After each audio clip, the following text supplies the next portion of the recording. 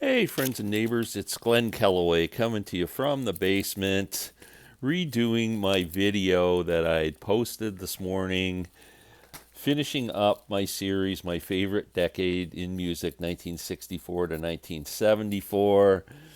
I've half an hour of yapping this morning, pulling records. Takes a lot of work, man.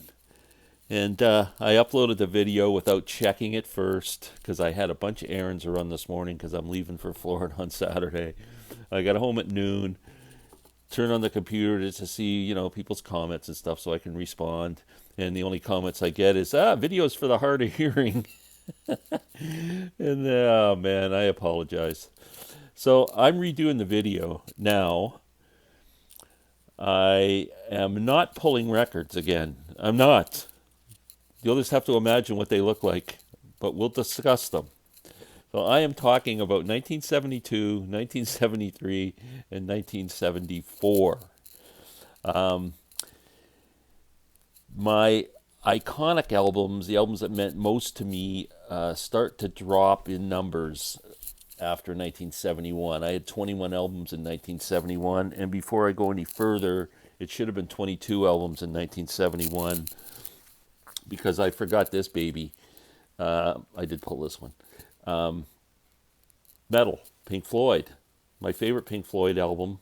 Probably a top 10 album of all time for me. I love this album. And I am sorry, Metal, for leaving you out. Metal, I think I hurt Metal's feelings, but I'm giving a shout out. Another one that my friend Randy Nelson reminded me of, an album that means a lot to me personally. It really inspired me musically, and I think it's one of the most important roots albums, string music albums, whatever you want to say. It's this album here, John Hartford's Steam Powered Aeroplane. This album features Mr. Norman Blake, Mr. Vassar Clements, John Hartford, and Tut Taylor. I mean, just an incredible record.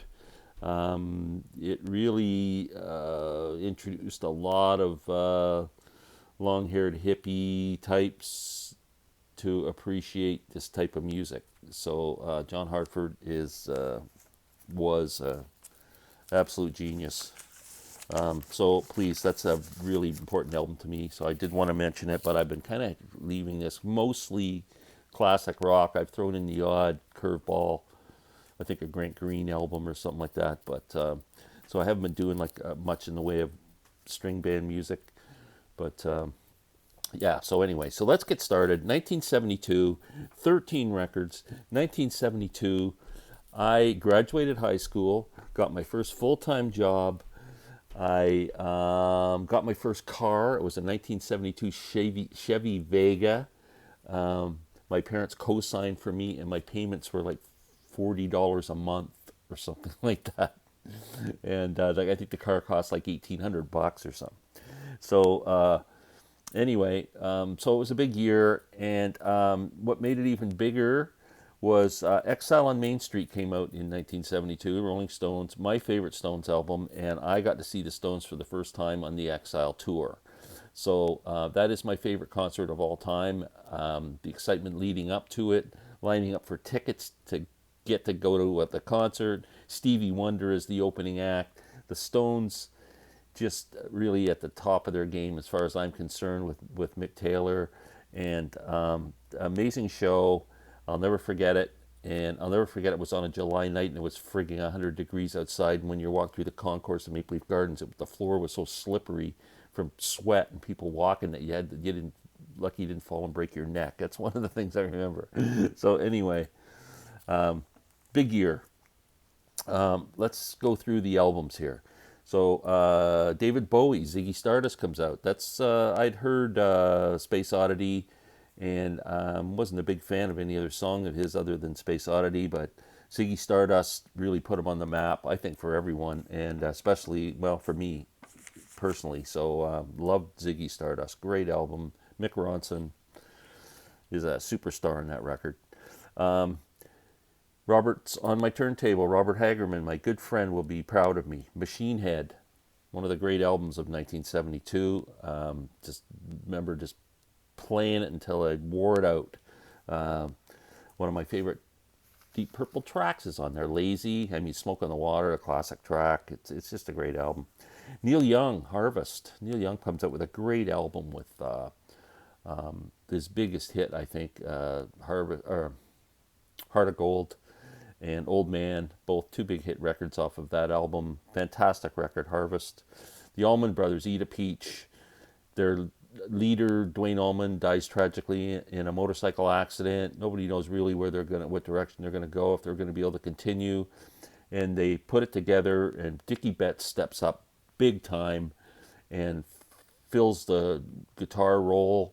They did have some tracks already recorded with Dwayne, so some of those are on the album.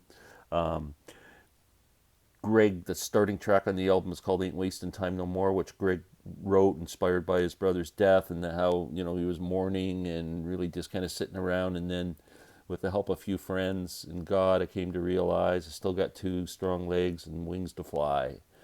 And then they put this amazing album out, Eat a Peach. Great record. Yes, Close to the Edge. I was admittedly not a Yes fan back then. What can I say? But Close to the Edge has to make the list because it's one of my favorite albums of all time now, and Yes is one of my favorite bands of all time now. So Close to the Edge, just incredible record. Just genius from start to finish. Will the Circle Be Unbroken by the Nitty Gritty Dirt Band, another album that's associated with bluegrass and country music and rock music and roots music, and it brought all the long-haired California kind of, I guess, folk rock crowd into Nashville and introduced them to all the old guard, Earl Scruggs, Mother Maybelle Carter, Doc Watson, Merle Travis. I'm forgetting some. It's incredible. So they got together and really developed a musical respect for each other and friendships. And it is an iconic record, and I think one of the most important records ever recorded, and I also think it's an essential record for anybody to have in their collection. Van Morrison was just on top of his game in the 70s and came out with St. Dominic's Preview. Great album. The title track is awesome. Listen to the Lions is a great track. Awesome album.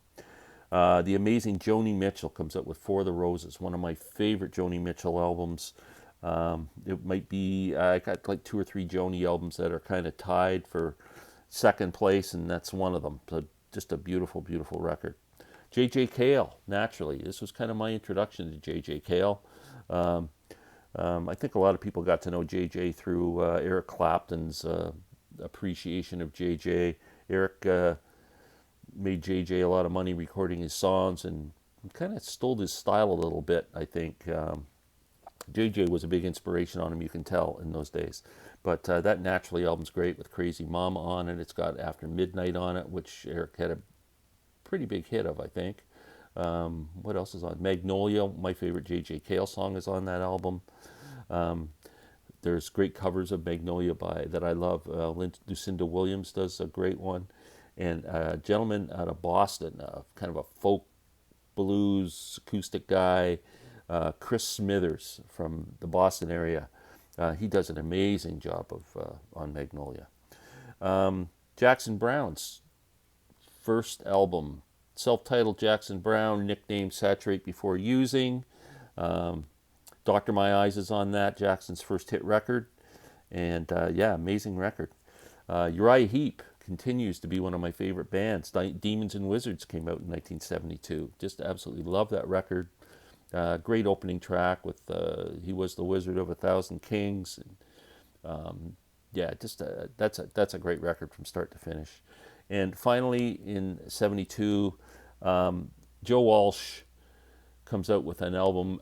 After he left James Gang, he comes out with an album with a band he put together called Barnstorm. And the album's called Barnstorm, and it's just a beautiful, beautiful record. If you've never heard Joe Walsh's Barnstorm, you should listen to it. Bit different for what Joe was doing, I think, in terms of the Well, I mean, there was some acoustic-y stuff on some of the James Gang albums, so I shouldn't say that, especially like side two of Rides Again. So it kind of took off in that vein.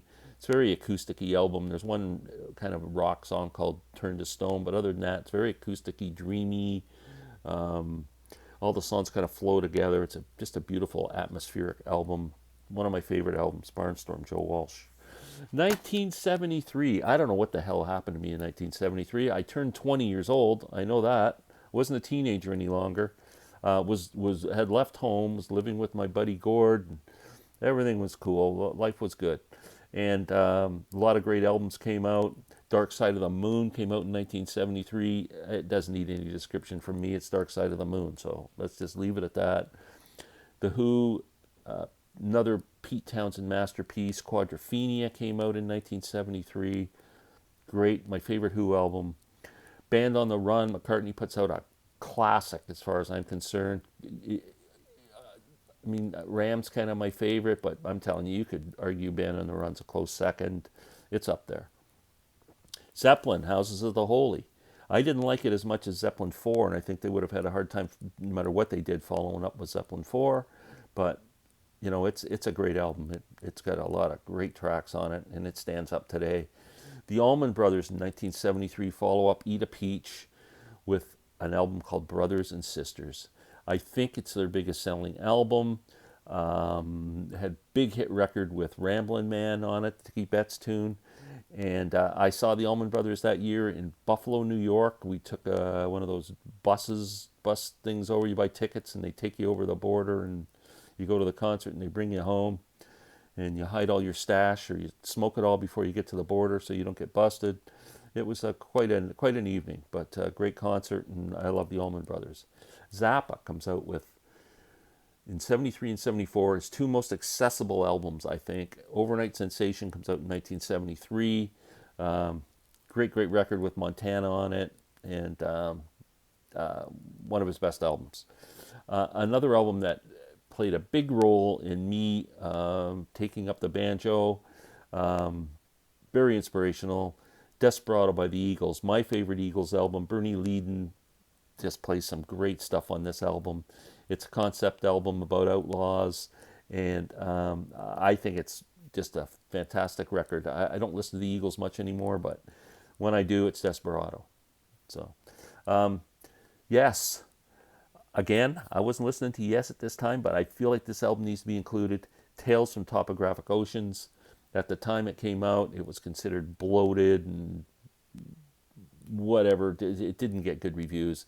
But boy, I'm telling you, over time, it's grown in stature, and it is a classic. Tales from Topographic Oceans is one of my favorite Yes albums. Might be my second favorite. Ringo Starr comes out with one of the greatest Beatles solo albums ever. It would be a top 5 Beatles solo album for me if you made a list of every Beatles solo album. Ringo. It's got Photograph on it, which he co-wrote with George Harrison.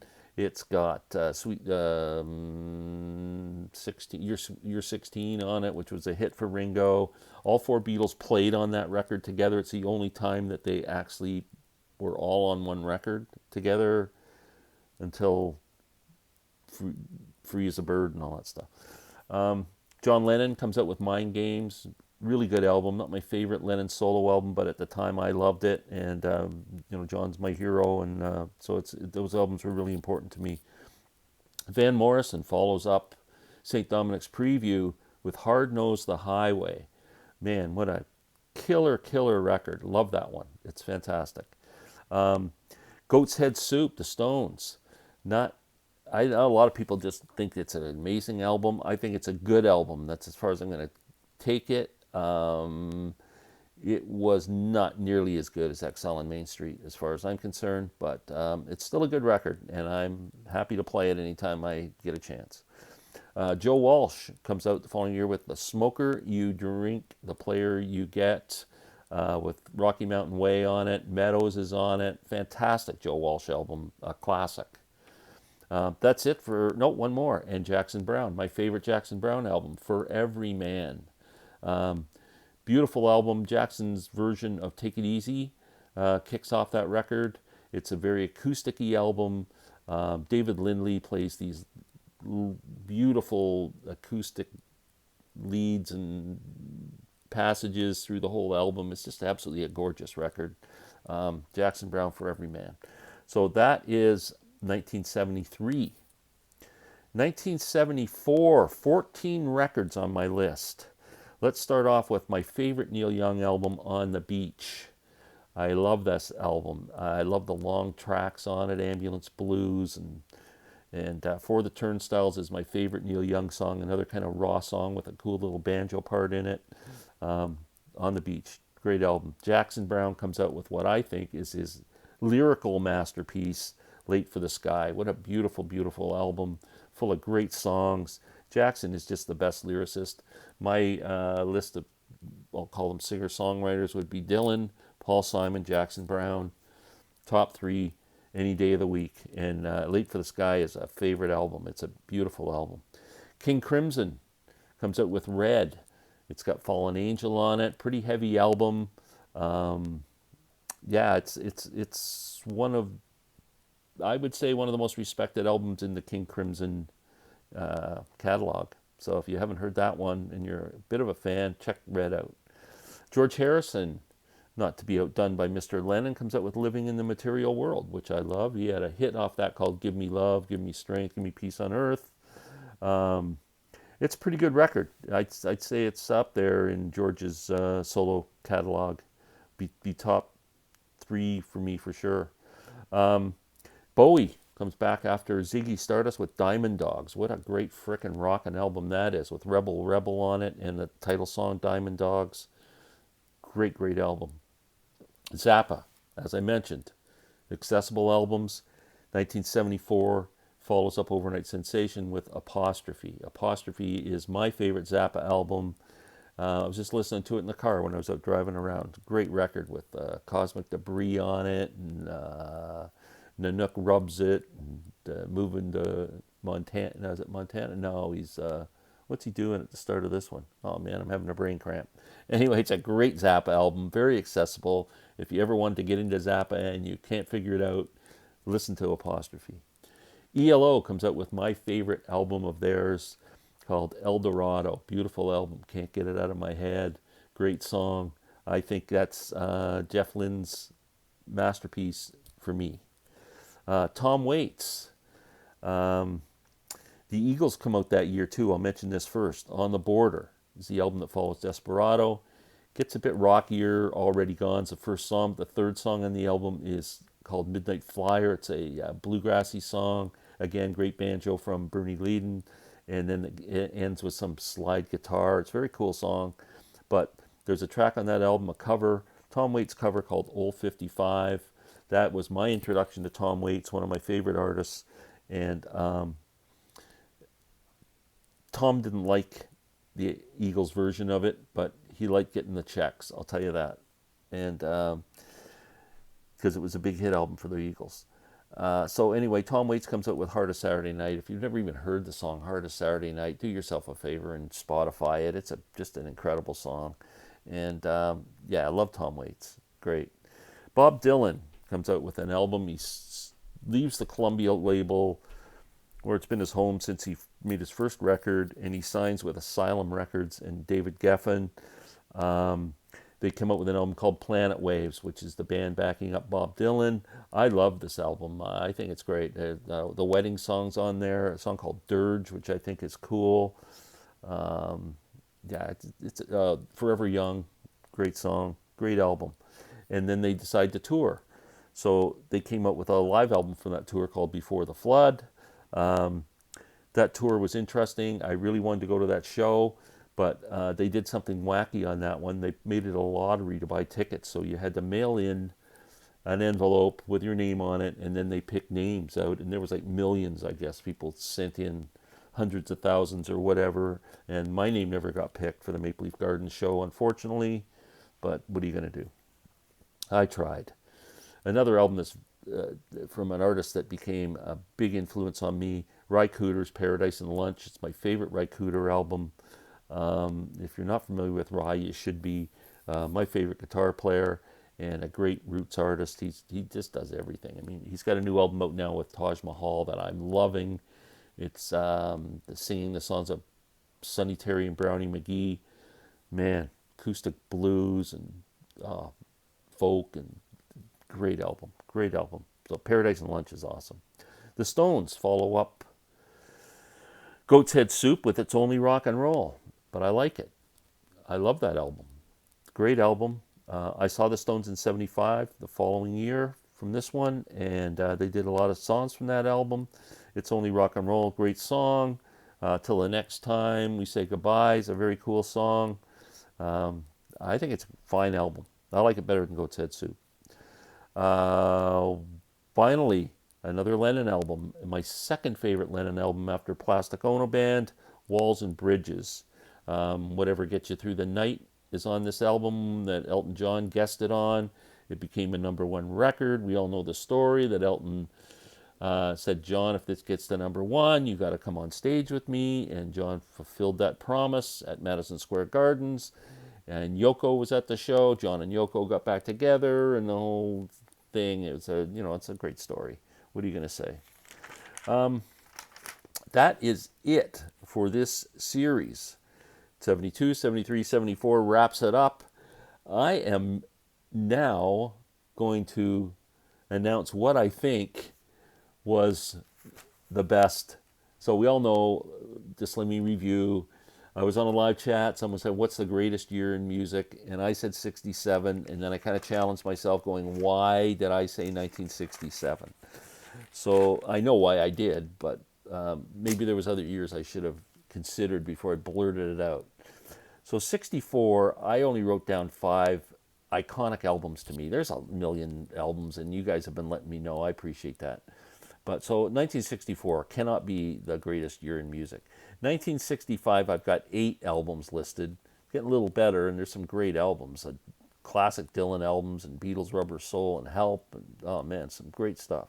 66, Revolver, Blonde on Blonde, Freak Out, Fresh Cream. Oh man, the Monkees. It's a great year, but I only wrote down 9 albums for that year. 67, the album that the year that I picked. 16 albums I picked. Sgt. Pepper's, Are You Experienced, The Doors debut. Hendrix follows up with Acts as Bold as Love. Disraeli Gears, Surrealistic Pillow, one of my favorite albums of all time. Piper at the Gates of Dawn, the debut from Floyd. What else? Incredible. 2 Monkees records. 1968, 20 records.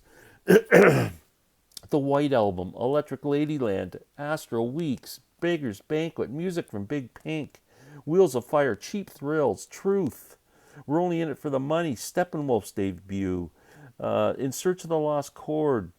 Wow, 20 incredible records.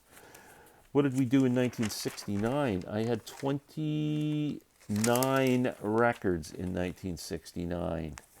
Abbey Road, In the Court of the Crimson King, Led Zeppelin 2, Let It Bleed, Hot Rats, Everybody Knows This Is Nowhere, Tommy, The Band, Fathers and Sons. It goes on and on. 29 frigging albums in 1969. 23 albums in 1970.